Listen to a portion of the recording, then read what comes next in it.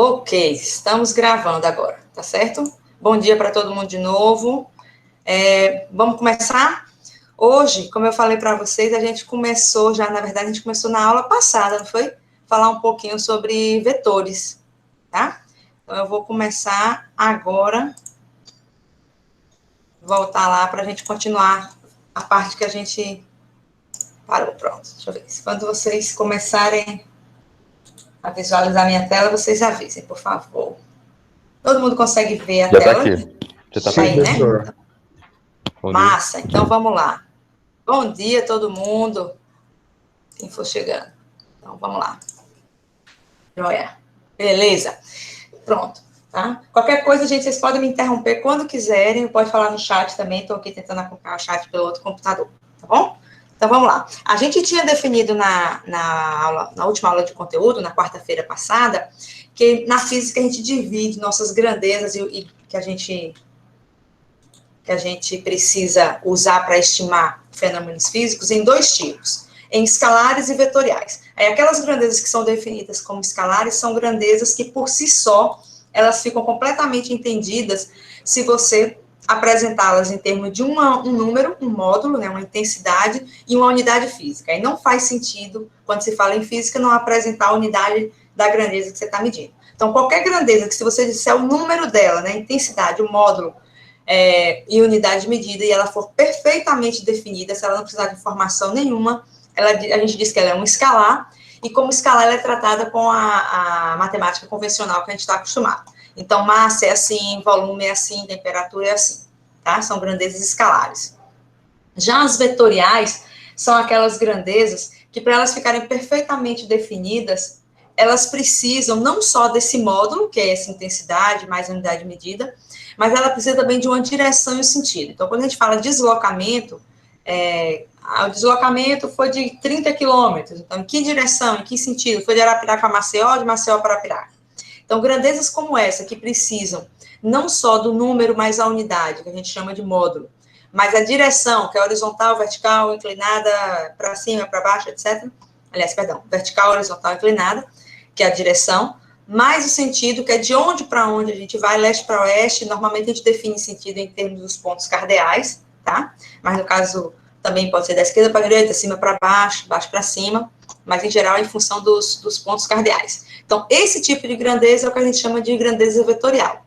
E essas grandezas vetoriais, elas são representadas por um ente matemático, que é uma representação gráfica dessa grandeza, que é o que a gente chama de vetor. Tá? Então, o comprimento do vetor está relacionado ao módulo dele, e a direção e o sentido é dado pelo indicativo da setinha do vetor. Tá? Então, deslocamento é uma grandeza vetorial, velocidade é uma grandeza vetorial, aceleração é uma grandeza vetorial, e na física tem N grandezas vetoriais, das mais importantes, como momento linear, momento angular, etc. Pensando aqui em força, pensando aqui em física 1, que é o que a gente vai ver, pensando em mecânica. Tá? Então, tudo isso aqui a gente já tinha comentado na última aula, e a gente começou a ver qual era a diferença entre distância percorrida e deslocamento. Então, distância percorrida é aquele comprimento da trajetória que você segue de um ponto a outro, tá? E essa distância percorrida, ela não é uma grandeza vetorial, ela é o comprimento da trajetória, tá? Nem sempre é uma grandeza vetorial, na verdade. O deslocamento, não. O deslocamento é a distância em linha reta entre dois pontos, que é calculada a partir da diferença entre a posição do ponto final e a posição do ponto inicial, onde essas posições são marcadas como marco. Então, quando você constrói uma rodovia, você tem o quilômetro 0, 1, 2, 3, 4 e assim vai. Então, aquela posição ali, aquela marca de quilômetro, a gente lembrou da situação de Maceió e Arapiraca, então Maceió seria o marco 0, Arapiraca seria o marco 100, 130, sei lá, dentro da trajetória que liga Maceió a Arapiraca. Então, se eu quiser saber a distância percorrida, eu ia medir o comprimento da trajetória, subindo e descendo a ladeira, fazendo curva. Mas se eu quiser fazer o deslocamento de Maceió a Arapiraca, então, dentro daquela rodovia que foi construída, eu vou pegar o quilômetro onde Arapiraca se localiza e subtrair do quilômetro onde Maceió se localiza, dentro da posição de referência. Tá? Então, o deslocamento é a distância em linha reta entre dois pontos, é uma grandeza vetorial, representada por essa diferença entre as posições, entre os pontos final e inicial. E o módulo desse vetor, também conhecido como norma do vetor, a gente pode representar dessas duas formas. Ou a gente representa com essa barrinha, em torno da grandeza vetorial, que tem sempre esse indicativo aqui em cima, de seta, isso aqui indica a grandeza vetorial, ou em negrito, eu falei até para vocês, tem alguns livros que usam negrito, tá? Mas o módulo de um vetor, ou seja, o número daquele vetor mais a unidade dele, você representou entre barras de módulo ou sem essa setinha de cima. Então, quando a gente não coloca a setinha de cima, a gente, na verdade, está se referindo ao módulo daquele vetor, e não a direção e o sentido dele, só módulo, tá? Beleza, mas o mais importante, que é o que a gente vai começar a falar hoje, é assim, quando a gente vai operacionalizar com o vetor, quem já pagou geometria analítica, isso aqui é só uma revisão. Mas quem não pagou, dá para ter uma noção básica do que a gente vai precisar daqui para frente. Tá? Então, quando a gente vai fazer operações que envolvem grandezas vetoriais, como eu falei para vocês, a matemática já é um pouco diferente. A matemática vetorial não é igual à matemática escalar, né? Em vetor, nem sempre somar é mais, tá? Então, quando a gente vai fazer operação que envolve grandezas vetoriais, que envolve vetores, existem duas formas de você fazer. Ou você faz através, que eu chamei aqui de método gráfico, que é onde você tem noção onde é que está o vetor resultante, seja ele vetor soma, seja ele vetor diferença, multiplicação, sei lá o quê, divisão, tá? Você tem uma noção de direção, de sentido e de módulo daquele vetor, então ele vai lhe dar a direção e o sentido, mas você não tem muita noção do valor exato do módulo. O número você não sabe, porque o método gráfico, ele dá para a gente a direção e o sentido, tá? O número do vetor, quem vai me dizer são as operações que a gente vai ver daqui a pouco. Então, o que eu estou chamando aqui de método gráfico é, dado 3 vetores quaisquer, como é que você pode fazer operações com esses vetores, ou seja, como é que você pode achar o resultado da soma ou da diferença ou da multiplicação deles, entre eles, tá? Através do método gráfico, da orientação da direção e sentido. Então, por exemplo, imagine que eu tivesse aqui 3 vetores, um vetor A qualquer, de um módulo, esse vetor azulzinho, um vetor B, quase horizontal, e um vetor C também, ligeiramente inclinado aqui, só que no sentido contrário, né, ao vetor A. Então, eu tenho 3 vetores quaisquer, com módulos quaisquer, e eu quisesse, por exemplo, fazer o vetor soma, tá? Se eu quisesse somar 2 vetores, ou até os 3 vetores, como é que eu fazia? Existem 2 formas de você fazer isso graficamente, tá? Uma das formas é o que a gente chama de regra do paralelogramo. O que diz é isso? A regra do paralelogramo, como o próprio nome sugere, a ideia é que você possa somar 2 vetores quaisquer, montando uma espécie de paralelogramo, tá? Então, esse ponto onde o vetor inicia, a gente chama de origem do vetor. Esse ponto onde a seta que indica o sentido do vetor, a gente chama de extremidade. Então, na regra do paralelogramo, se eu quisesse somar o vetor A com o vetor B, por exemplo, se eu quisesse fazer a soma desses 2 vetores, eu ia colocar os 2 vetores em origens coincidentes, ou seja, ia colocar os 2 vetores com a origem começando no mesmo ponto. Repare que quando eu pego o vetor, não muda a característica dele, né? O vetor A continua inclinado para cima, né, apontando para a direita, a minha direita, e o vetor B continua quase que na horizontal aqui, também apontando para a minha direita. Então, peguei os 2 vetores, coloquei com as origens coincidentes, aí eu traço agora retas paralelas a esses vetores, de forma a fechar o paralelogramo, por isso que chama regra do paralelogramo, tá? E o vetor soma é a diagonal maior desse paralelogramo. Então, esse é o vetor soma, que é o vetor A mais B, tá? Então, se eu quiser fazer a soma entre 2 vetores do método gráfico, para eu ter noção para onde está apontando o vetor soma, eu posso fazer usando a regra do paralelogramo, como eu falei, coloca origens coincidentes, traça retas paralelas aos 2 vetores de forma a você fechar o paralelogramo, por isso que o nome é esse, e o vetor soma é essa diagonal maior desse paralelogramo que se formou, tá? Então, o vetor soma aqui, que é o vetor verde, é um vetor também inclinado para a direita, só que com a inclinação intermediária entre os 2 vetores, né? E ele tem um módulo bem maior. Se você olhar o comprimento aqui do vetor verde, é muito maior do que o comprimento dos vetores A e B. Mas eu não tenho noção ainda de qual o valor dessa soma, eu não tenho noção do módulo, tá? Então, o método gráfico só diz para a gente mais ou menos qual é a direção e o sentido. Mesmo assim, é uma coisa bem aproximada, tá? Uma outra regra que eu acho mais fácil e mais útil para a gente é a regra do polígono. Então, ao invés de você formar um paralelogramo, você vai formar um polígono. Como é que faz isso? Pega os 2 vetores e não coloca os 2 com origem coincidentes, mas um atrás do outro. Então, a extremidade de um está na origem do outro. Então, o vetor A está aqui, inclinado para cima, o vetor B ligeiramente inclinado para a direita também. Então, coloquei um atrás do outro, tá? Então, a regra do polígono, você não coloca as origens coincidentes, mas, pelo contrário, coloca uma extremidade na origem do seguinte. O vetor soma é aquele vetor que vai do início do primeiro ao final do último. Então, repare que o vetor soma em qualquer um dos dois métodos é um vetor que tem um módulo, ou seja, um comprimento muito maior do que os dois vetores separadamente, e, além disso, é um vetor inclinado para cima, né? Inclinado apontando na direita, no sentido subindo, tá? Qual é o módulo desses dois vetores de soma? Eu não sei. Então, a regra, o método gráfico, ele só diz para a gente, assim, qual é mais ou menos a direção e o sentido que toma o vetor soma. Então, são essas duas regras que eu posso fazer a soma, ou eu coloco origens coincidentes e traço o paralelogramo, ou eu faço a regra do polígono. Por que a regra do polígono ela é mais interessante? Porque a regra do paralelogramo, eu só posso fazer soma com dois vetores, porque eu tenho que colocar os dois em origem coincidente e traçar essas retas para montar o paralelogramo. Então, se eu quiser somar 3 vetores, eu tenho que fazer os dois primeiros, o resultado dos dois primeiros com o terceiro. Então, isso é muito trabalhoso. Já na regra do polígono, não. Como a regra do polígono eu não tenho que fechar paralelogramo, eu só vou colocando um em sequência ao outro, um vetor em sequência ao outro, então eu posso somar mais de 2 vetores ao mesmo tempo. Então, se eu quisesse, por exemplo, somar os 3 vetores aqui, seria mais útil eu usar a regra do polígono. Então, eu coloquei o vetor A aqui, coloquei o vetor B em sequência, repare que eu não mudo as características do vetor, e coloquei o vetor C logo depois do vetor B. Então, o vetor resultante, ou vetor soma, é o vetor que vai do início do primeiro ao final do último. Repare que o vetor soma AB mais C é diferente do vetor soma A mais B, né? O A mais B é menos inclinado, tem um comprimento diferente da soma dos 3 vetores. Pela regra do paralelogramo, eu não conseguiria fazer isso aqui ao mesmo tempo. Eu ia ter que pegar esse vetor verde, que é a soma de A com B, e fazer outro paralelogramo somando com o vetor A. Então, é muito mais trabalhoso, tá? Então, eu apresento a regra do paralelogramo, mas a gente aqui, basicamente, quando a gente precisar fazer método gráfico para encontrar mais ou menos qual é o sentido e direção do vetor, a gente vai usar o polígono, tá? Que é mais fácil, você pode somar N vetores. Agora, tem duas coisas que são muito importantes que a gente entenda aqui em operação de vetor, que são duas das principais propriedades. Socorro são as únicas? Não. Em geometria analítica, esse slide de que eu estou mostrando aqui para vocês vira quase um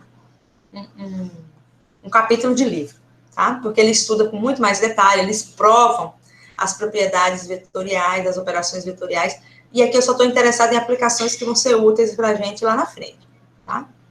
Então, tem duas propriedades que aqui, para mim, são muito importantes. A primeira propriedade que define um vetor é que todo vetor, a soma dele é comutativa. Então, se você somar A com B, é a mesma coisa de somar B com A. Então, A com B, que foi o que a gente fez aqui, né?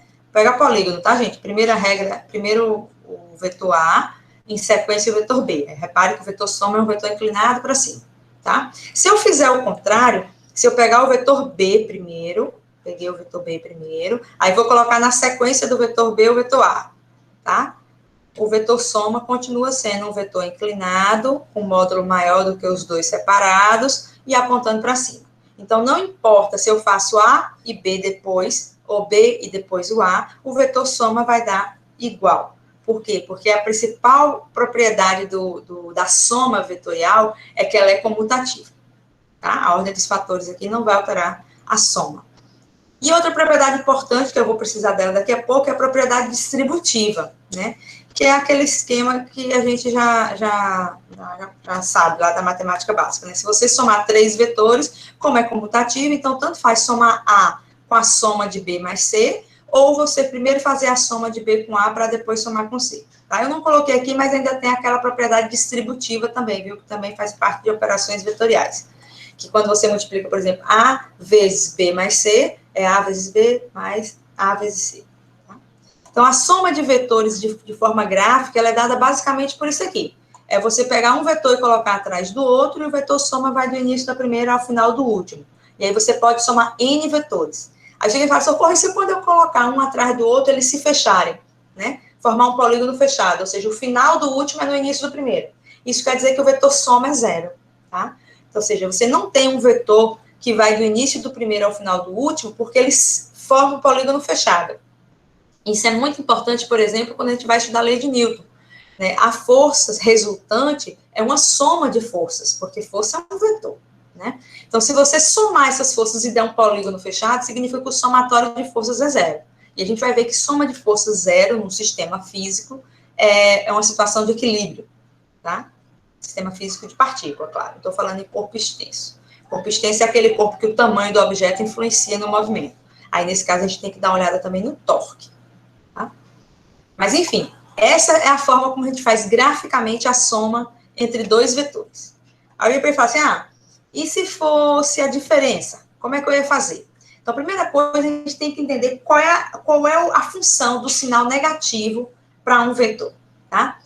A função do sinal negativo na frente de um vetor indica que você está trabalhando com um vetor oposto ao vetor original. Ou seja, o vetor B é um vetor que aponta para a minha direita, tá? E o vetor menos B é um vetor oposto a ele, ou seja, é um vetor que tem mesmo módulo, mesma direção, observa que a inclinação deles não altera, mas o sentido é invertido. Então, o sinal de menos na frente de um vetor é um sinal de inversão de sentido, tá? Então, o vetor menos B é um vetor que tem mesmo módulo, mesma direção, mas o sentido é contrário ao vetor original. Então, quando eu falei lá daquele vetor de deslocamento, que seria de Maceió para Arapiraca, o vetor oposto àquele deslocamento seria um vetor com o mesmo tamanho, só que no sentido de Arapiraca para Maceió. Isso aqui é vetor oposto. Então, o sinal de menos só indica oposição de sentido.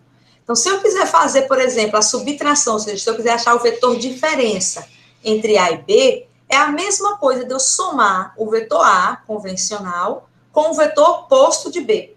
Então, na verdade, a subtração de vetor é uma soma, só que é uma soma de um vetor com o oposto de outro, tá? Então, se eu quiser fazer a diferença entre os vetores A e B, por exemplo, eu vou pegar o vetor A e vou somar com o oposto de B. O que é somar? É colocar um atrás do outro, só que agora o vetor menos B é um vetor que tem sentido contrário, tá?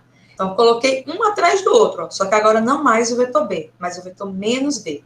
O resultado vai do início do primeiro ao final do último. Então, se vocês olharem bem essa figura aqui, se eu voltar um pouquinho no slide anterior, vocês reparam que o vetor soma, na regra do paralelogramo, né? O vetor soma é a diagonal principal. O vetor diferença é a diagonal secundária, porque a diagonal secundária ela é obtida quando você inverte um dos vetores. Tá? E é exatamente isso que a gente fez. Então, se eu fosse fazer pela regra do polígono aqui, eu só ia pegar a diagonal secundária daquele paralelogramo, tá? Mas a gente não usa muito a regra do paralelogramo, a gente usa mais a do polígono. Então, pegar um vetor diferença, na verdade, é a soma de um vetor com o oposto do outro.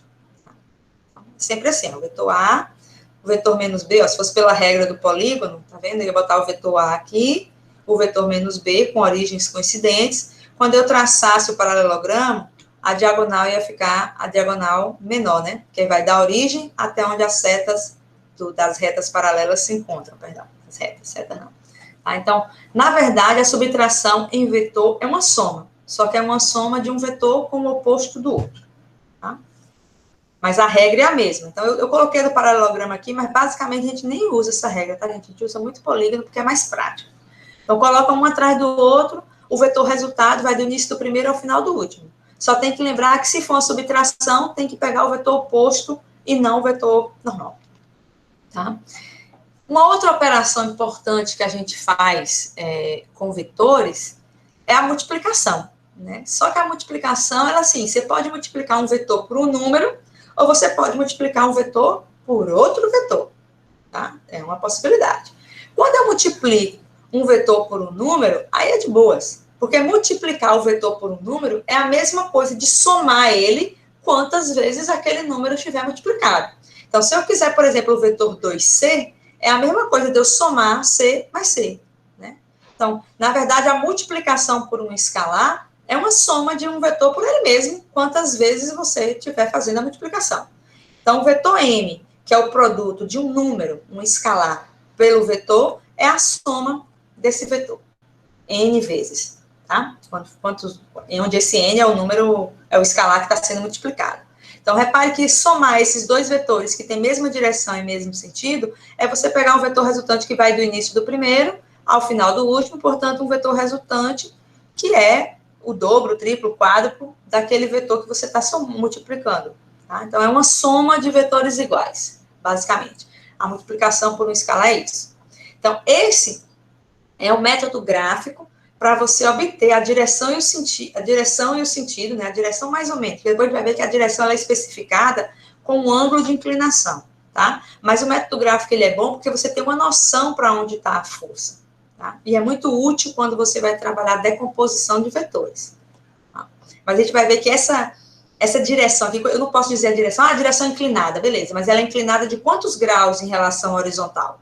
Ela pode ser inclinada de 10, pode ser inclinada de 20, 30, 50, 90 graus. Então, quando eu falo em direção de um vetor, eu não posso dizer simplesmente inclinado. Eu tenho que dizer qual é o ângulo de inclinação em relação a um ponto de referência.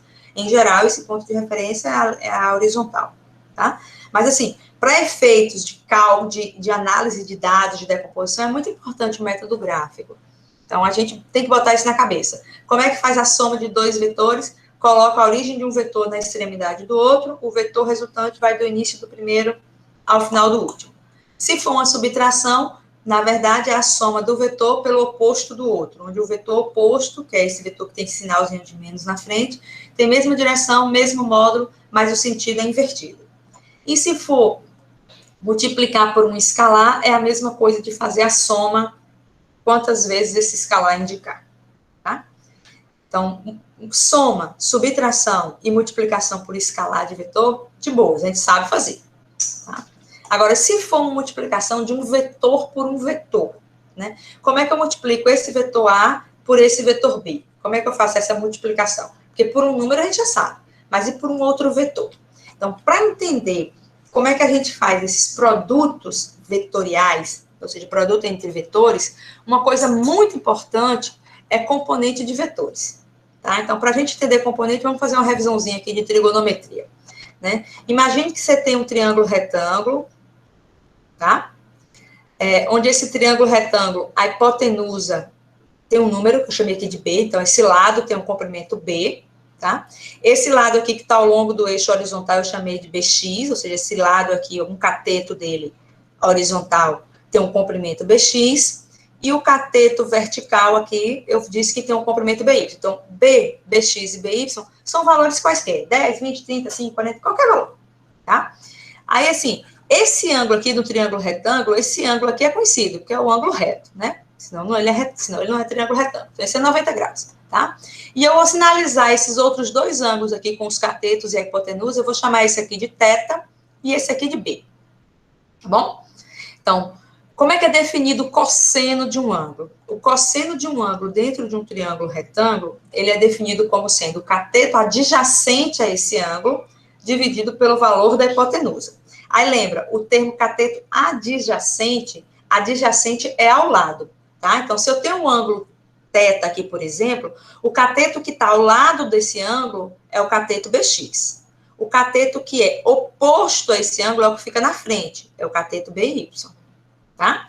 Se eu pegar agora como referência o ângulo B lá em cima, o cateto que está ao lado do ângulo é o cateto BY, e o cateto que está oposto ao ângulo é o cateto BX. Então, com isso eu defino o seguinte, cateto adjacente, cateto oposto. Agora, repare que cateto adjacente e cateto oposto depende do ângulo que eu estou como referência. Né? O cateto adjacente do ângulo beta, que é o BY, ângulo B, na verdade, é o oposto do ângulo θ. Então, tem que ter esse cuidado, né? Depender do ângulo que eu tomo como referência, eu vou ter diferentes valores de cateto oposto e adjacente. Então, o cosseno de um ângulo, ele é sempre definido em termos do seu cateto adjacente, tá? Então, o cosseno de θ é o valor do cateto adjacente a ele, que é o BX, dividido pelo valor da hipotenusa, que é o B. Se eu pegar o ângulo B, o cosseno de B é o cateto adjacente, que é o BY, dividido pela hipotenusa, que é o B. Já o seno, ele é dividido em termos do cateto oposto. Então, o seno de θ é a medida do cateto oposto a ele, que é o BX, BY, dividido pela hipotenusa, que é B. Ao passo que o seno de B é o cateto oposto a BX, dividido pela hipotenusa. Então, repare que o cosseno de θ é o seno de B. E o seno de θ é o cosseno de B. Por quê? Porque eles são ângulos complementares. Se você somar θ com B, tem que dar 90 graus, porque a soma dos ângulos internos de um triângulo retângulo, tem que ser 180 graus, tá? Então, essas propriedades trigonométricas que a gente aprende lá no ensino médio, aqui a gente usa pro resto da vida. Então, entendendo o que é um cosseno, como é que é definido um cosseno, como é que é definido um seno, tá? Que são essas relações métricas primordiais aqui do triângulo retângulo, claro, e o teorema de Pitágoras, né, que a hipotenusa ao quadrado é igual à soma dos catetos ao quadrado. Então, eu vou precisar dessas relações para definir componente de vetores, tá? Então, vamos lá. Então, imagine que eu tenho um vetor B qualquer, né, um vetor B que tem essa origem aqui, apontando para cima, em um módulo qualquer que eu não sei ainda, tá? Então, quando eu vou determinar as componentes de um vetor, primeiro eu coloco ele num plano cartesiano, tá? Então, eu coloco a origem dele na origem desse plano cartesiano que eu orientei, que é o plano XY.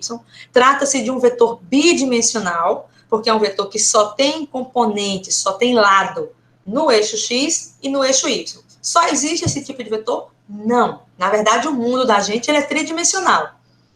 Então, os vetores que indicam as grandezas físicas, em geral, são vetores 3D, tá? Mas, para alguns movimentos, alguns fenômenos, a gente rebate essa projeção em termos de um eixo. Por exemplo, um carro que anda numa estrada plana, ele não tem a componente Z, né? Ele não tem a terceira componente, porque ele não sobe e desce, né? Pensando numa pista plana, tá? Então, ali não tem necessidade de eu ter vetores tridimensionais, porque os bidimensionais descrevem o movimento de maneira satisfatória. Mas existe, sim, vetores tridimensionais, tá? Aqui a gente vai, por enquanto, pegar só o bi. Então, dado um vetor qualquer, que é um vetor que está sobre um plano, né, um plano XY, que eu defini dessa forma, então eu posso definir duas componentes desse vetor. O que são componentes? É como se fosse a projeção do vetor em cima do eixo, tá? É como se eu pegasse assim, ilumina um objeto de cima e ver qual é a sombra dele no eixo X. Ilumina um objeto de lado e vejo qual é a sombra dele no eixo Y. Tá? Basicamente, componente de vetor é isso, é a projeção do vetor em termos dos eixos do plano cartesiano que você está analisando. Então, esse vetor B, ele tem uma componente ao longo do eixo X, e ele tem uma componente aqui ao longo do eixo Y, tá? Então, esse vetor B, ele pode ser definido como a soma vetorial entre a componente dele no eixo X e a componente dele no eixo Y. Mas, como é que você sabe disso? Porque, ó, gente, se eu somar o vetor Bx com o vetor By, se eu fizer a regra do paralelograma aqui, ó, o vetor soma é exatamente o vetor B, né? Então, se eu pegar esse vetor que é componente Y e somar com esse vetor que é componente X, quando eu fizer essa soma, dá exatamente o vetor B, tá? É mesmo. Então, repare que o vetor B é a soma vetorial das suas componentes. Aí a gente tem que ter cuidado, porque isso aqui é uma soma de vetor. Então, não é eu pegar 2 e somar com 3 e dizer que o vetor B é 5, né? Não é bem assim, tá? Tem uma soma vetorial. Mas, de qualquer forma, eu posso definir qualquer que seja o vetor em termos de suas somas, da soma vetorial de suas componentes, tá? Beleza. Mas vamos lá, Socorro. Olhando para esse vetor aqui, suponhamos que esse ângulo aqui é o ângulo θ, tá? Vou usar o mesmo θ que está aqui embaixo, tá? Se esse ângulo é o θ, então a componente Bx, ela pode ser descrita como sendo o produto do valor da hipotenusa, que é o módulo do vetor B, vezes o cosseno desse ângulo. Então, se eu souber esse ângulo aqui de baixo, ó, eu sei calcular a componente Bx a partir do valor do vetor B total. Da mesma forma, eu sei calcular a componente BY, né, se eu souber esse ângulo aqui de baixo, né, imaginando que eu conheço esse ângulo aqui com a horizontal, o BY, a componente Y, que é a componente vertical, vai ser escrita como sendo B seno de θ, tá? Então, se eu souber o ângulo de referência de um vetor com relação a uma das direções, seja ela horizontal, seja vertical, eu consigo definir as componentes Bx e By. Uma vai ser B cosseno de θ e a outra vai ser B seno de θ. Ah, Socorro, quem é o Bx, quem é o By? Depende muito do ângulo que você conhece, tá? Então, se eu conhecer esse ângulo com a horizontal, aí a horizontal é o cateto adjacente, por isso que ficou com cosseno. Mas poderia, por exemplo, ter uma situação onde eu não conhecesse esse ângulo com a horizontal, mas eu conhecesse o ângulo com a vertical. Aí, se eu conhecer o ângulo com a vertical, essas relações aqui trocam. O BY vira cosseno e o BX vira seno. Então, eu chamo a atenção aqui quando eu vou falar de vetor, porque a gente aprende lá, muitas vezes lá no ensino médio, a gente aprende meio como uma decoreba. BX é B cosseno, BY é B seno. Não.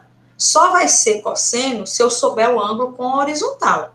Em geral, a gente realmente sabe o ângulo com a horizontal. Por isso que o BX vira cosseno. Mas não é sempre assim, tá? Então, se vocês quiserem memorizar alguma coisa, memorizem sempre assim, ó. A componente que tiver ao lado do ângulo, essa componente é o cosseno. Porque o cosseno é cateto adjacente, é o que fica ao lado.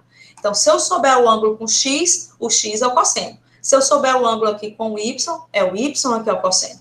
Tá? Então, é mais fácil tentar memorizar assim. O ângulo que tiver do lado daquele cateto, aquela componente é que é o cosseno. Então, sabendo que eu posso descrever qualquer vetor como essa soma, e essas componentes elas podem ser descritas como termos de cossenos e senos de ângulos que geralmente são conhecidos, então aí agora eu vou passar um passo à frente. Tá? Vetores unitários. O que é isso? Vetor unitário é como se fosse um vetor de referência. É um vetor que tem módulo 1 e o sentido dele é exatamente o sentido do eixo cartesiano. Então, o vetor unitário ao longo do eixo X é o que a gente chama de I-chapéu, tá?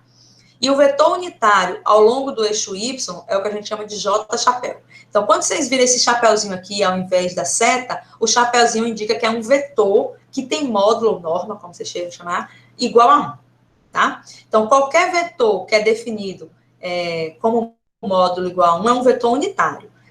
Se ele for na direção dos planos cartesianos, se for o x, y, z, que aí fica I, J, K, né, são os vetores unitários em cada um dos eixos, a gente consegue descrever um vetor em função desses vetores unitários. Por quê? Veja só. Ó, repare, se eu pegar esse BX aqui, suponhamos que esse BX venha até aqui, né? Então, esse BX, ele pode ser escrito como um produto dos vetores unitários I. Como assim, Socorro? Digamos que o BX tivesse valor 3. Se ele tiver valor 3, não é a mesma coisa de 3 vezes o vetor I, porque o vetor I tem módulo 1, e ele está ao longo do X. A componente BX também está ao longo do eixo X. Então, eu posso escrever essa componente de um vetor qualquer em função desses vetores unitários. Aí você vai dizer, lá vem complicação. Para que eu vou precisar dos vetores unitários? Porque nem sempre a gente conhece com exatidão esse ângulo. Mas se eu souber escrever os vetores em termos de IJK, é massa, porque eu sei que o vetor I tem módulo 1 e ele é ao longo do eixo X. Eu sei que o vetor J tem módulo 1 e é ao longo do eixo Y. Então, são vetores já definidos e conhecidos, tanto norma como direção e sentido.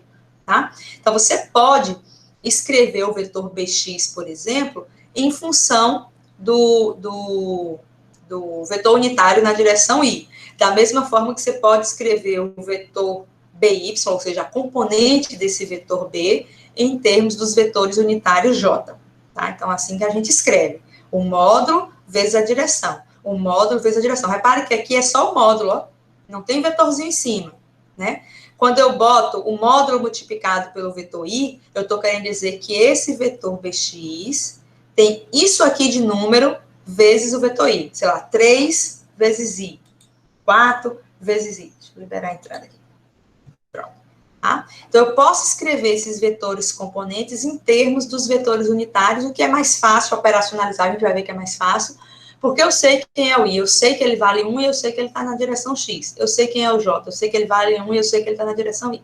Então, é mais fácil. A gente vai ver isso já já. Então, dado um vetor B qualquer, eu posso escrever esse vetor B como sendo a sua componente x, b cosseno de θ, na direção i, que é o vetor unitário, então vai ser 3 vezes o i, 4 vezes o i, 5 vezes o i, o que tiver aqui de componente bx, mais a componente by, que é o que está aqui do outro lado, vezes o vetor j. Tá? Então, a forma mais correta de você escrever um vetor em termos dos vetores unitários é essa. É o valor do módulo na direção x, indicado aqui pelo vetor unitário i, mais o módulo da direção y, indicado aqui pelo vetor j. Então, a partir de agora, quando a gente pegar um vetor, a ideia é que a gente consiga escrever ele assim, ó, em termos de IJK, tá? Estou falando de IJ aqui porque eu estou pegando o caso bidimensional. Depois a gente generaliza. Então, antes de passar para produto vetorial, que a gente falou da soma, falou da diferença, falou do produto por um número, mas a gente não falou de um produto de um vetor pelo outro. Aí, para falar de um produto de um vetor pelo outro, eu dei uma pausa, a gente falou um pouquinho de componentes, o que é isso? Como é que eu consigo enxergar um vetor em termos das suas componentes ao longo dos planos cartesianos, dos eixos cartesianos, do plano cartesiano, e como é que eu posso escrever esse vetor em função desses vetores conhecidos, que são vetores de módulo 1, ao longo de cada eixo desse. Tá? Então, qualquer vetor ele pode ser escrito assim, uma componente na direção I, mais uma componente na direção J, se for um vetor bidimensional. Tá? E essas componentes podem ser escritas em termos dos seus ângulos, se eles forem conhecidos. Tá? Então, beleza. Fazendo um resumão, o que é que a gente tem, né? Eu tenho um vetor qualquer, que eu posso decompor ele ao longo dos eixos do plano cartesiano e escrever ele em termos das suas componentes I e J. Tá? Então, qualquer vetor é uma componente X na direção I, mais uma componente Y na direção J, onde essas componentes X e Y podem ser escritas em termos do ângulo. Aqui eu botei B cosseno de θ e B seno de θ, para BX e BY, respectivamente, porque eu estou imaginando que eu conheço o ângulo com a horizontal, tá? Que é o mais comum. Mas se eu não souber o ângulo com a horizontal, se eu souber com a vertical, essas relações invertem. Aqui fica do mesmo jeito, mas o BX vira seno e o BY vira cosseno. Então, essas são as componentes de um vetor ao longo do plano. O módulo do vetor resultante, como ele é a hipotenusa do cateto, né? Do triângulo retângulo, perdão. Então, a hipotenusa ao quadrado é a soma dos catetos ao quadrado. Portanto, se eu quiser saber o módulo do vetor B, eu faço o teorema de Pitágoras. Raiz quadrada da componente x ao quadrado, mais a componente y ao quadrado. Então, estou usando as relações métricas no triângulo retângulo. Por quê? Porque triângulo retângulo é um triângulo que a gente conhece muito. Então, por isso que eu peguei o vetor e decompus ele nos planos x e y, porque os planos x e y formam 90 graus. Então, toda relação que eu pegar aqui entre essas componentes vai ser uma relação trigonométrica no triângulo retângulo, que é o triângulo mais fácil de estudar. Tá? Então, por isso que eu estou usando essa decomposição em termos dos vetores unitários, porque os vetores unitários, eles são ortonormais entre si, né? Eles formam 90 graus. Tá? Alguém fala assim, socorro, beleza, mas você acabou de dizer para mim que quando eu tenho um vetor inclinado, para eu dizer a direção dele, eu não posso dizer, esse vetor é um vetor B inclinado. Eu tenho que dizer qual é o ângulo que ele forma com algum eixo de referência. Então, eu tenho que saber qual é o ângulo de inclinação dele, tá? Se eu quiser saber o ângulo de inclinação de um vetor, eu posso fazer isso através da tangente. O que é tangente? Vou voltar aqui um pouquinho no triângulo. Tangente de um ângulo é o cateto oposto dividido pelo cateto adjacente. Tangente de um ângulo é a razão entre o seno pelo cosseno. Basicamente é isso, tá? Então, se eu souber quem é a componente x e se eu souber quem é a componente y, eu posso achar... essa relação está invertida. Rapidinho. É BY. É invertida aqui. É o cateto oposto pelo cateto adjacente. Deixa eu trocar, porque aí quando eu for salvar, eu já salvo. Coloco na página correta. Opa. Pronto. Oh, cacete. 10-0 para o Windows. Pessoa que não sabe usar, como é meu caso. Fiz burrice agora. Peraí, meu povo. Pra eu ser menos burra aqui. Tá? Tava errado aqui. Então, tangente de um ângulo é o cateto oposto ao ângulo. Eu estou pensando que o ângulo θ é o ângulo com a horizontal, né? Foi isso que eu falei com vocês, tá? Então, o cateto oposto é a componente y dividida pela componente x. Tá? Então, assim, se eu quiser saber qual é a direção do vetor B, eu tenho que achar o quanto ele está inclinado em relação ao eixo de referência. Em geral, a gente pega o eixo horizontal como referência, tá? Então, eu falo, tangente do ângulo é o valor da componente y dividido pelo valor da componente x. Quando você faz a componente y pela componente x, é exatamente o seno pelo cosseno, ou seja, a tangente, tá? Então, essa aqui é um quadro que resume como é que a gente trabalha com componente de vetores em relação a termos de vetores unitários. Então, dado qualquer vetor, eu posso escrever ele em termos dos vetores unitários I e J, se ele for um vetor bidimensional, onde esses vetores I e J são vetores unitários ao longo dos eixos cartesianos, tá? Cada componente dessa pode ser escrita em termos do ângulo de referência, que eu estou imaginando o ângulo sempre com horizontal. O módulo é dado pelo teorema de Pitágoras, o módulo desse vetor, é a raiz quadrada dessa componente ao quadrado, mais dessa componente ao quadrado. E se eu quiser indicar qual é o ângulo de inclinação desse vetor, ou seja, qual é a direção dele em relação à horizontal, eu calculo a tangente desse ângulo de inclinação, dividindo o valor da componente y pelo valor da componente x. Então, se eu souber essas duas componentes aqui, ó, eu sei qualquer coisa do vetor. Eu sei o módulo dele e eu sei a direção dele. Tá? Basicamente é isso que a gente faz. Então, sabendo a componente de dois vetores, eu consigo achar tudo. Tanto o módulo, pelo teorema de Pitágoras, como direção, porque eu posso achar o ângulo. Aí alguém fala assim, como é que é esse negócio de ângulo? Imagina uma situação onde o avião, né, por exemplo, eu vou pegar uma situação real, um avião, né, ele sai de uma cidade para outra e o que a torre faz ele tem que subir tantos graus, 30 graus entre leste e norte, tá? Ou seja, 30 graus nordeste. Tá? É assim que é a indicação de vetor quando você vai falar. E o deslocamento de avião é um deslocamento, claro, vetorial, tá? Que é uma distância em linha reta. Então, por isso que é importante esses ângulos. Porque quando você vai para essa linguagem de deslocamentos vetoriais, ele lhe diz a direção que você tem que ir em termos de ângulo. Então, ele vai dizer, ó, ande 30 graus, suba 30 graus na direção nordeste. Na direção nordeste é 30 graus entre o plano horizontal e o plano vertical do ponto onde o avião está. Então, o avião está aqui, nesse ponto. Andar ou deslocar 30 graus nordeste significa 30 graus em relação à linha reta dele que é para frente. E, em geral, a gente assume leste para frente, né, assim? Quando a gente vai para os planos cartesianos. Leste, oeste, norte e sul, tá? Então, norte e sul está na vertical, leste e oeste na horizontal. E é assim que a gente se baseia. Por isso que eu falei para vocês que, em geral, a gente dá informação de vetor usando os pontos cardeais. Tá? No fundo, é só o ângulo. Por isso que é importante saber definir qual é o ângulo de um deslocamento, por exemplo. Joia. Beleza. Então, agora eu quero saber como é que eu faço a operação com o vetor, uma vez que eu conheça ele em termos de suas componentes. Vai ficar mais fácil ou mais difícil? Quando eu mostrei para vocês o método gráfico, eu falei, ó, gente, o método gráfico ele diz assim, ó, o vetor está indo mais ou menos naquela direção, subindo. Mas eu não sei qual é o ângulo que ele está subindo. Imagina um avião que você está assim, ó, sobe aí. Em que direção você vai subir? Sobe aí um pouco inclinado. Né? A coisa não funciona assim. Então, você tem que saber exatamente qual é o valor que ele tem que inclinar para subir. Tá? Então, esse método analítico, o que eu estou chamando de método analítico, assim, é o módulo.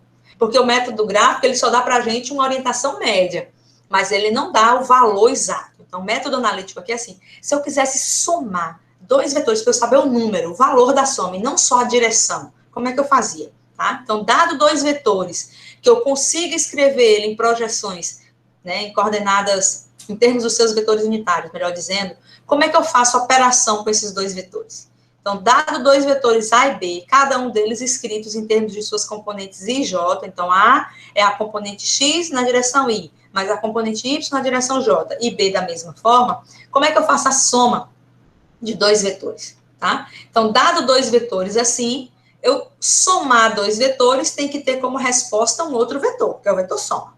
Tá? Então, vou somar o vetor A, eu vou somar as componentes X com X na direção I, mais a componente Y com Y na direção J. Então, o vetor soma A mais B é a componente AX mais a componente BX na direção I. Então, vai ser um vetor cuja componente I é a soma das componentes e a componente J, o componente Y, é a soma das componentes dos dois vetores a serem somados. Tá? Então, o vetor soma é componente X na direção I, que vem dessa soma aqui, componente Y na direção J, que vem da soma das componentes Y. Se eu tivesse N vetores, ia ser do mesmo jeito. Eu ia somar os NX na direção I, os NY na direção J. Então, isso é um método analítico. Será que ele bate com o gráfico? Bora ver? Aqui tem uma figura que resume tudo. Ó. Eu peguei aqueles mesmos vetores lá do começo, tá? Eu peguei um vetor A, que é esse vetor azulzinho, que ele tem uma componente X, ou seja, ele pode ser decomposto numa componente ao longo do eixo X e decomposto numa componente ao longo do eixo Y. Repare que se eu somar o X com o Y, que é esse paralelogramo aqui, ó, na verdade é um retângulo, dá exatamente o vetor A, tá? Já o vetor B, ele também tem uma componente ao longo do eixo X, só que essa componente começa aqui, né? Porque eu vou ter o B um atrás do outro, lembra na minha regra lá? Então, aqui ele tem a componente X e ele tem uma componente Y. Então, os dois vetores A e B, eles são decompostos aqui em termos de suas componentes X e Y. Repare que o vetor soma, que é o verde, é um vetor que vai do início do primeiro ao final do último. Mas, como todo e qualquer vetor, o vetor soma também pode ser decomposto numa componente X e pode ser decomposto numa componente Y. Repare que a componente do vetor soma ao longo do eixo X é exatamente a soma, né, o módulo dela, né, é exatamente a soma das outras duas componentes, ó. A mesma coisa acontece em Y. Então, de fato, o método gráfico, né, se você fizer o gráfico, ele bate certinho com o método analítico. Ou seja, se você souber escrever os vetores em termos de X e Y, você consegue operacionalizar a soma de vetores como se fossem números normais, somando X com X e o Y com Y, para achar as componentes do vetor resultante. Tá? Ok? A subtração é a mesma coisa. Beleza, obrigada. É meio estranho falar às vezes. Não sei se eu tô achando que eu tô dando aula pro computador. Obrigada. Valeu.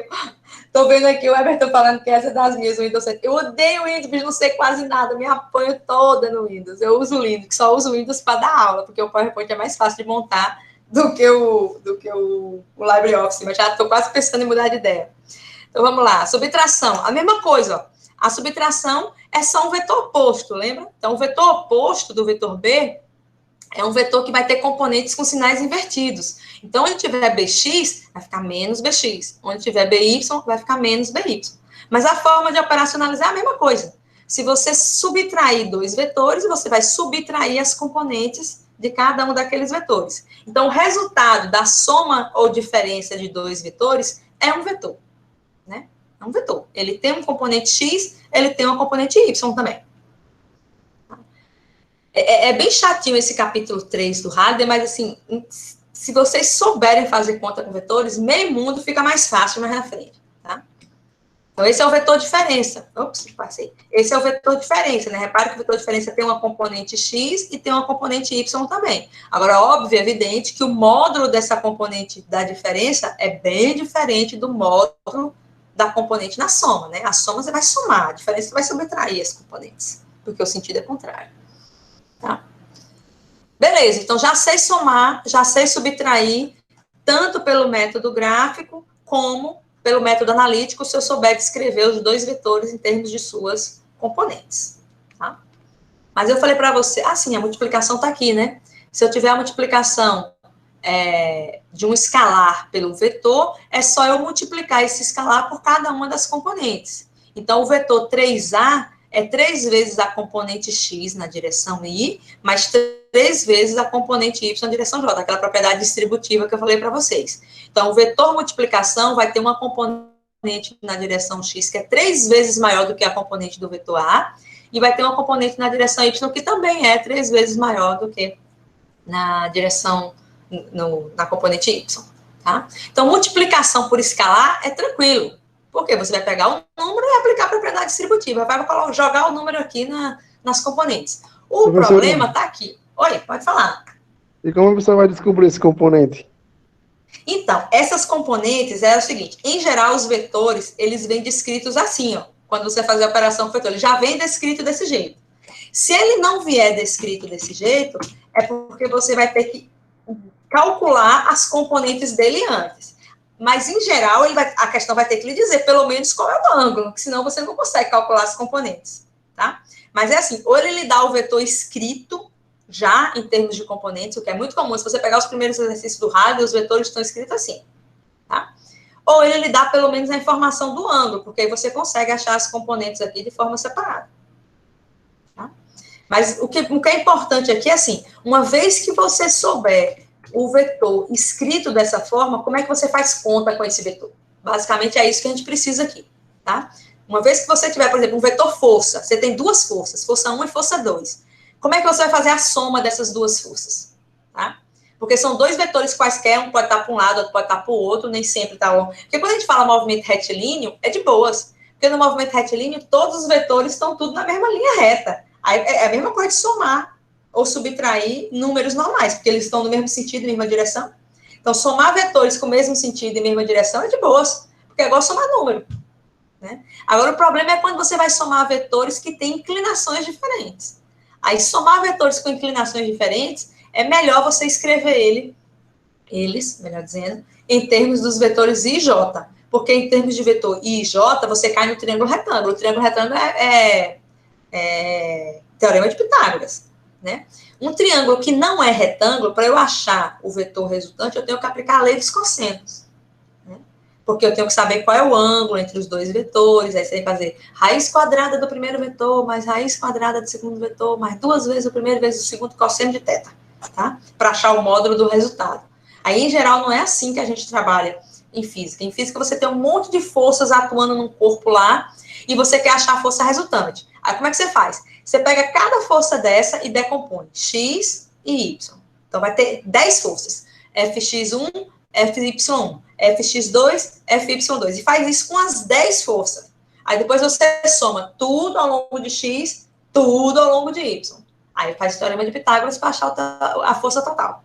Tá? Em geral, a gente decompõe assim, em x e y, porque a gente vai para relações métricas de triângulo retângulo. Quando você sai do triângulo retângulo, as equações são mais complicadas. Né? Não só você tem que sair do teorema de Pitágoras e ir para a lei dos cossenos ou lei dos senos, mas você tem que ter cuidado com a direção, porque às vezes a lei do cosseno é mais, às vezes a lei do cosseno é menos, depende do valor do ângulo, se é agudo, se é obtuso, tá? Aí varia muito, por isso que a gente sempre decompõe x e y, porque aí é triângulo retângulo, aí vai embora. Mas vocês vão ver que é um monte de informação agora, mas na prática é muito fácil, porque o vetor vem escrito bonitinho assim, aí você só soma normal, tá? Então, somar e subtrair vetor vai ter como resposta um vetor, né? Multiplicar por um escalar é a mesma coisa. Se você multiplicar um número por um vetor, a resposta é outro vetor. O problema está aqui, ó. Aqui é que o buraco é mais baixo. Por quê? Porque quando você multiplica um vetor por outro vetor, você pode ter como resposta um terceiro vetor. Então, vetor com vetor dá vetor. Tá? Ou você pode ter como resposta um número, um escalar. Tá? Se você multiplicar um vetor pelo outro, você pode ter como resposta um terceiro vetor, ou você pode ter como resposta um número. Por quê? Porque existem 2 tipos de produtos vetoriais. O que a gente chama de produto escalar, que é quando a resposta desse produto é um número, e um produto vetorial, que é quando a resposta desse produto é um terceiro vetor. Tá? Socorro, quando é que é um, quando é que é outro? Depende, tem grandezas físicas que são, por definição, produto de 2 vetores, mas é uma grandeza física escalar. E tem grandezas físicas que são produto de 2 vetores, mas elas também são vetoriais. Então, por exemplo, deixa eu ver aqui, eu ia falar o momento linear, mas o momento linear é massa por massa, por exemplo, força. Força é definido como um produto de um número por um vetor, né? É massa por aceleração, aí dá um terceiro vetor, tá? Mas, por exemplo, momento angular. Momento angular é definido como produto de 2 vetores, é distância e força. Só que distância e força, né? Deslocamento e força, vai dar um terceiro vetor, que é momento angular, braço de força, que a gente chama, que é um produto vetorial. Então, tem grandezas físicas que são produtos de 2 vetores, e elas são também vetores, ou seja, para se especificar, tem que dizer módulo, direção, sentido, etc e tal. E tem outras grandezas que não, que você faz o produto entre 2 vetores, mas ela é uma grandeza escalar. Ela, por definição, ela é só um número. Então, ela não pode ser definida como um produto vetorial, ela tem que ser definida como um produto escalar. Então, aqui que o buraco é mais baixo. Porque quando você multiplica um vetor por outro, você pode ter respostas diferentes. Tá? Aí vai depender da grandeza física que você está fazendo. Quando a gente estuda isso aqui em geometria analítica, eu lembro quando eu paguei geometria analítica, no curso de engenharia civil, que eu paguei também. Eu me lembro que eu falei assim, mas meu Deus, para que cargas d'água eu preciso definir um negócio que multiplicado por outro vai dar um escalar e ora vai dar um vetor, né? Na matemática a gente não entende muito, porque a matemática é o ferramental, então você só aprende a operacionalizar, né? A gente só vai dar sentido a isso quando a gente dá uma aplicação. Aí quando a gente vai para a engenharia, que é uma física aplicada, e na física que a gente vê grandezas físicas, a gente vê, de fato, isso aqui é um escalar, porque eu consigo definir a grandeza só com um número. Isso aqui é um vetor, porque eu preciso dizer para onde, de onde ele vai, para onde ele vem. O produto vetorial, nesse curso que a gente tem, que é o curso de Física 1, A gente só vai estudar produto vetorial nos 2 últimos capítulos. Então, só quando a gente definir momento angular, que é a única grandeza que a gente usa em Física 1, que é definida como produto de 2 vetores e que dá um outro vetor. Tá? É lá na parte de rotação. Eu falei momento angular, mas, na verdade, toda a parte de rotação é definida em termos de produtos vetoriais. Então, só lá nos 2 ou talvez 3 últimos capítulos do Halliday é que a gente usa produto vetorial. Aí, o que eu vou fazer? Eu não vou falar do produto vetorial aqui, tá? Porque eu sei que o produto vetorial não vai ser aplicado agora e vocês não vão lembrar. Então, eu vou deixar o produto vetorial para definir ele quando a gente estiver falando lá de movimento de rotação. Até porque, quando chega até lá, muitas vezes vocês já passaram por geometria analítica. Então, vocês já sabem todo esse formalismo de vetores de maneira até mais correta, né? Porque aqui na física a gente dá meio que, né, o que é útil para a física. Quando vocês pagarem em geometria analítica, vocês vão ver o formalismo matemático mais formal, tá? Então, vão ter teoremas, axiomas, que a matemática define de maneira mais correta. Então, eu vou poupar um pouco do meu trabalho e do de vocês. Então, não vamos definir produto vetorial agora. Eu não estou lembrada ao certo se o capítulo 3 do Halliday já fala de produto vetorial, não estou lembrada. Mas, de qualquer forma, não entra produto vetorial nessa avaliação que inclui vetores, tá certo? Vou deixar o produto vetorial para falar dele quando a gente, de fato, for usar, que é lá no final do livro. Porque senão fica muito distante, quando eu chegar lá, vocês nem lembram mais, tá? Então, por enquanto, a gente vai definir só o produto escalar, porque a partir de agora a gente vai definir grandezas que dependem desse produto, como, por exemplo, o trabalho, tá? Que é a principal parte que a gente fala aqui, depois das leis de Newton. Então, vou me focar agora só no produto escalar, tá? Esse produto escalar, que é o produto de 2 vetores que tem como resposta um número e não outro vetor, ele também é conhecido como produto interno. Então, produto escalar e produto interno é a mesma coisa. O produto vetorial e produto externo também é a mesma coisa, tá? A definição é assim, ó. Dado 2 vetores quaisquer, A e B, que formam um ângulo entre eles, um ângulo θ qualquer, o produto escalar entre esses 2 vetores é o produto entre a projeção de um vetor em cima do outro. É como se fosse assim, ó, eu tenho 2 vetores A e B, e eu quero saber como é que esse vetor A, ele contribui com o vetor B, tá? Se eu pegar esse vetor A e jogar ele, projetar ele em cima do vetor B, vai ter uma componente de A que contribui, ou seja, que aumenta o vetor B. E vai ter outra componente de A que não contribui em nada, porque não tem projeção em cima do vetor. Tá? Então, se eu pegar o vetor A aqui, a gente sabe que esse vetor A tem uma componente Y e tem uma componente X. Essa componente Y não ajuda em nada o vetor B, né? Porque essa componente Y, pelo contrário, ela é ortonormal, ela é perpendicular, normal, ao vetor B. Mas se eu projetar a sombra do vetor A sobre o vetor B, vai ter um pedaço do vetor A, ou seja, uma componente dele, que é a componente ao longo do eixo X aqui, né? Ao longo do eixo B, que é a componente X, que contribui com o vetor B. É como se, assim, suponhamos que eu tivesse um vetor B, que é uma sombra, e um outro vetor A aqui. Essa região da projeção do vetor A sobre o vetor B, ela é mais escura do que essa. Porque esse vetor B aqui faz sombra, né? Ou seja, ele contribui nessa direção ao longo do eixo B. Então, assim, se a gente pudesse imaginar o que é um produto escalar, o produto escalar é como é que um vetor contribui na direção do outro. Ou seja, como é que esse vetor pode ser projetado em cima do outro. Ele vai ser inteiro? Não. Porque esse vetor A, ele tem a componente dele sobre o eixo, sobre o vetor B, sobre o eixo que está o vetor B, mas ele também tem uma componente do outro lado. Essa componente do outro lado não contribui, não faz projeção em cima do vetor, tá? Então, pense em um produto escalar sempre assim. Qual é a contribuição de um vetor sobre o outro?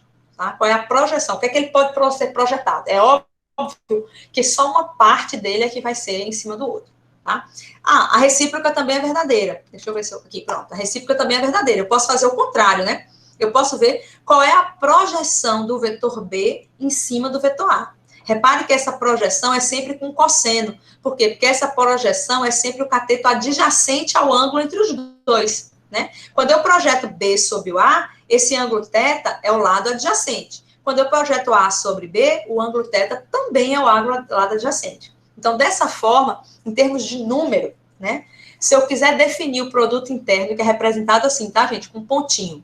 Então, o produto interno é um pontinho e o produto externo, ou vetorial, é um X, tá?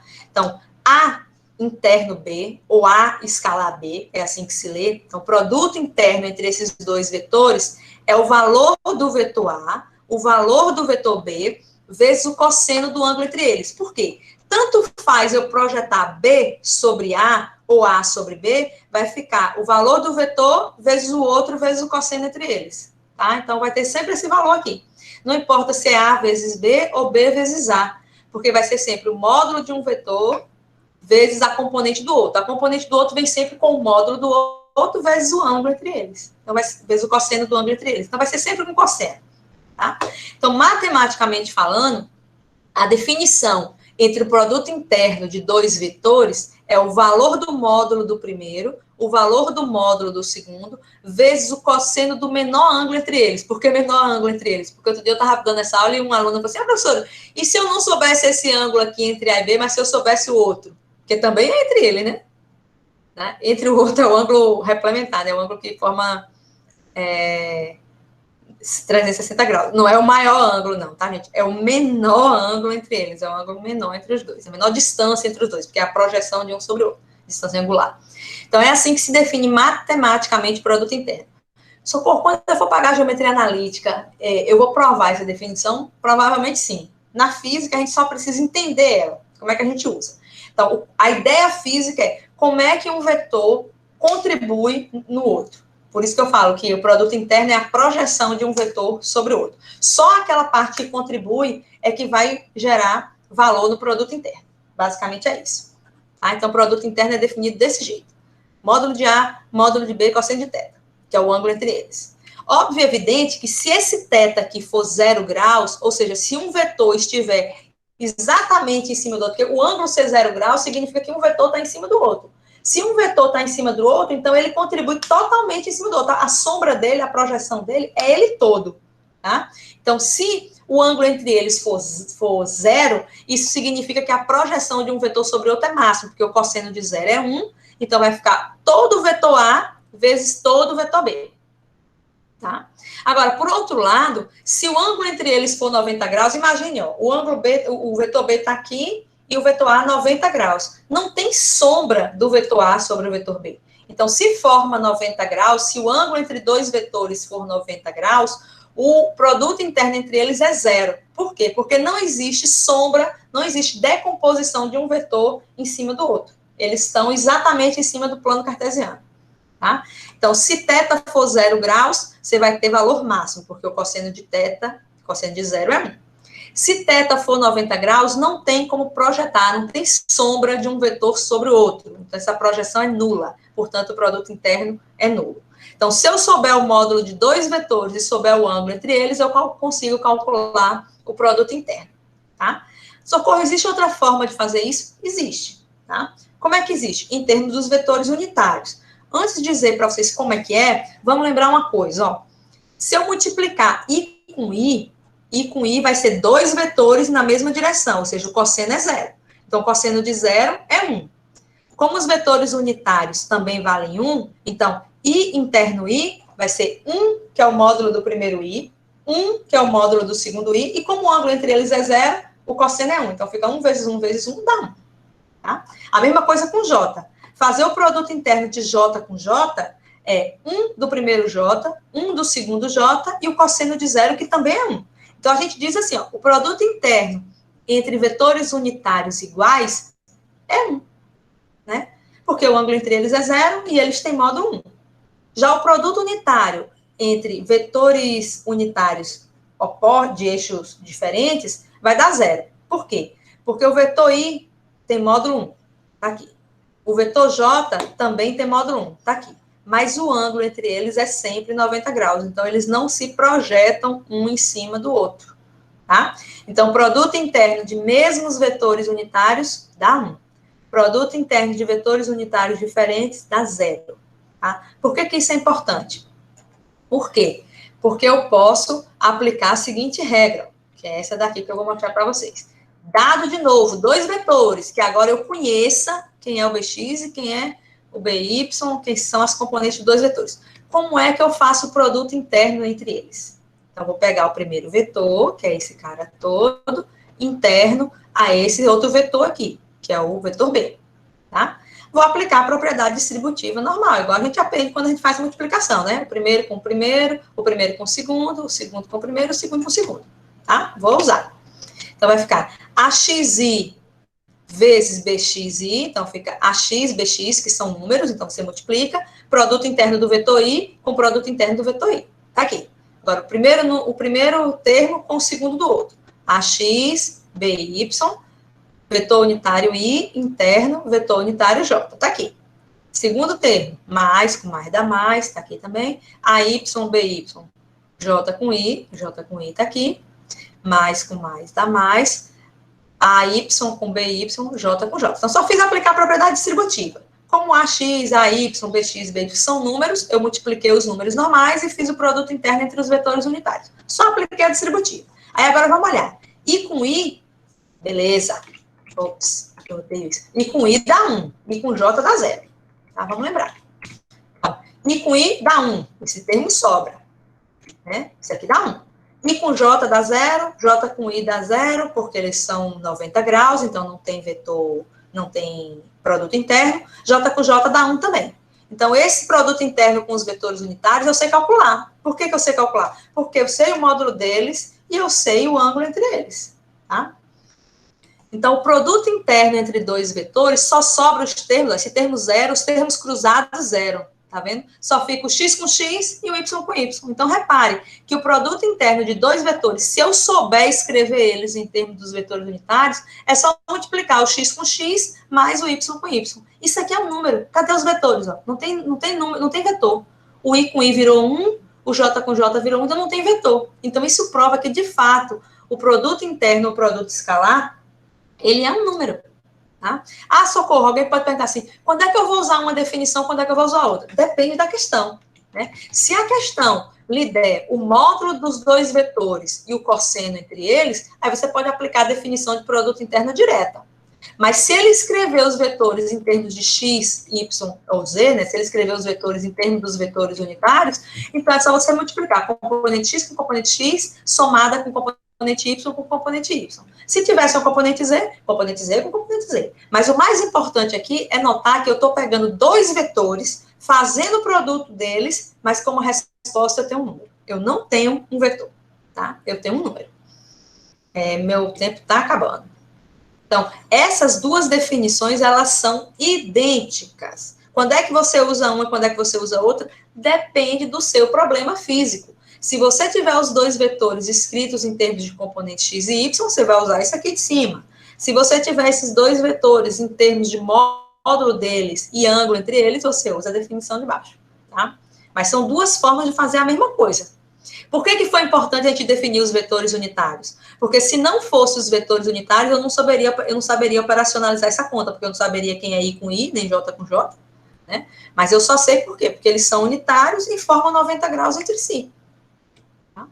Então, só para finalizar a aula, eu vou parar aqui, uma grandeza importantíssima que é definida como produto escalar é o trabalho. Então, o trabalho é o produto escalar da força e o deslocamento que essa força causa, né? Então, como produto escalar, ele é o módulo da força, módulo do deslocamento, cosseno do ângulo entre eles. Então, se eu estiver, por exemplo, aplicando uma força na horizontal e o deslocamento também é horizontal, então o ângulo entre o vetor força e o vetor deslocamento é 0.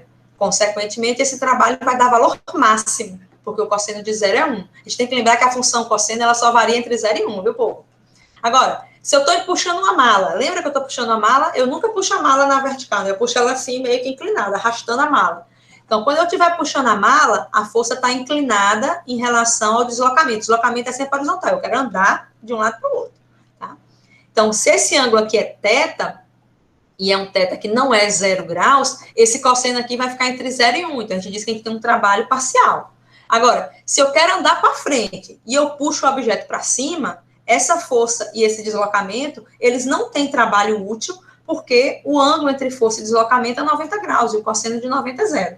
Então, é uma grandeza escalar. Como grandeza escalar, você tem que definir ela em termos dessa definição com cosseno. Então, quando é que essa grandeza não vai ser útil? Então, não adianta nada eu querer fazer um deslocamento horizontal se eu estou fazendo uma força vertical, porque não vai ter trabalho, não vai ter energia Não vai ter, aliás, vai ter energia gasta, mas ineficiente para aquilo que você quer fazer. Tá? Então, o trabalho é nulo, a energia eficiente é nula. Então, você pode ter um trabalho máximo, um trabalho intermediário e um trabalho nulo, depende da forma como você aplica a força. Então, a partir de uma definição que é puramente matemática, a gente consegue, a partir dela, definir grandezas físicas e que faz sentido, a matemática bate. Né? Se for 90 graus, não vai ter trabalho, não vai ter eficiência. Eu não vou andar para frente puxando o objeto para cima. Tá? Mas se eu quiser ser mais eficiente, eu também não uso uma força inclinada, eu uso na direção de deslocamento. Vou parar por aqui, só falta a gente falar de vetores 3D, mas eu já falei demais hoje, senão a gente também não... É muita informação sem muita utilidade. Tá? Eu fiquei até surpreso com essa parte do trabalho, porque tipo, a gente sempre soube da forma, mas nunca percebeu que... É escalar. Você percebe que a matemática é produto interno. Você percebe que, assim, aí você fala força vezes deslocamento. A gente aprende assim, né? Força vezes deslocamento. Esse vezes tem uma diferença danada em ser vezes escalar e vezes vetorial. Se fosse ver vetorial, não sei se você já viu... isso, mas tem o cosseno também, né? Exato. Vocês já viram falar em regra da mão direita? Né? Lá no ensino médio a gente aprende muito na parte de eletrostática, de eletromagnetismo. Uma regra da mão direita, é isso, exatamente. A gente vira para lá, vira para cá, ninguém sabe por quê. Ali na regra da mão direita, a gente vai ver que aquilo é a definição do produto vetorial. Porque quando você faz o produto escalar, é boa, você multiplica, sai um número, você não está nem aí se o trabalho é para cima, se é para baixo, se é de um lado para outro, não importa. Trabalho é trabalho, pô. Mas quando você faz rotação, você quer dizer assim, eu vou aplicar uma força, vou fazer esse objeto girar, mas eu quero saber como é que ele gira. Se ele gira para a direita, se ele gira no sentido do relógio, contra o relógio. Aí, assim, isso é produto vetorial. Porque você tem que dar um número e você tem que dizer para onde o cara está girando. Aí são duas grandezas que você define. O torque é força e deslocamento também. Só que o torque, você tem que dizer para o cara, tá bom, você gerou um torque, mas você gerou girando para onde? Tá entendendo? Aí é produto vetorial. Então, o torque, ele é definido igualzinho o trabalho. O torque também é força, também é deslocamento. Só que lá no torque você tem que dizer para onde o cara está girando. No trabalho, não. Você só diz, ele gastou tanto de energia para fazer aquele negócio. Para pegar aquela mala e arrastar o aeroporto inteiro, ele gastou, sei lá, 10 joules de energia. Que é o trabalho que ele realizou. Entendeu? Mas você não está preocupado se você trabalha para cima, se você trabalha para baixo. É trabalho. Com energia, é gasto energético, acabou. Né? No torque, não. Você girou, você aplicou um peteleco lá na roda gigante, mas você quer saber se essa roda gigante girou no sentido do relógio ou contra o relógio. Aí você tem que dizer para onde foi o torque. Aí é uma grandeza definida igualzinha. É o mesmo produto, só que é produto vetorial, não é produto escalar. Aí o produto vetorial é chato, porque se você não basta o número, você tem que dizer para onde o cara está rodando. Aí para onde esse cara está rodando, quem dá para a gente é a regra da mão direita. Eu não gosto de falar agora, porque como a gente vai ver a aplicação útil disso só lá na frente, se eu falar agora, ninguém lembra lá. Aí, quando a gente for falar de produtos, grandezas que são produtos vetoriais, eu faço uma pausa, a gente explica de novo o que é produto vetorial, vocês já vão estar sacando tudo, porque vocês já estão, né? O pessoal que não vê, que está no começo de geometria analítica, quando chegar lá, vocês já estão com isso tudo na cabeça, aí fica mais fácil. Tá? Alguma dúvida, gente, que eu estou com o horário estourado, vocês têm aula agora? Não? Mesma coisa, qualquer coisa pode mandar e-mail, tá certo? Valeu, Ícaro. Qualquer coisa pode mandar e-mail. Se tiver alguma dúvida, não tiver com vergonha de falar em aula aqui, pode mandar por e-mail que a gente tenta responder. Aí na quarta-feira a gente finaliza esses vetores e começa os movimentos de fato, voltando para a física, tá? Se alguém quiser já dar uma olhada em livro, eu salto o capítulo 2, viu, povo? Esse capítulo de vetor é o 3. É só porque eu acho mais interessante falar de vetor primeiro, porque fica mais fácil de entender movimento. Só por isso. Então, uma boa semana para todo mundo, começando a semana segunda-feira. Força aí, que o semestre só está começando, está todo mundo cansado. Mas lembra, ainda falta um esse ano, viu? Esse ano nós estamos lascados. Tem mais um. Boa semana para vocês. Esse semestre, esse ano não está fácil, não. A gente tem mais um esse ano.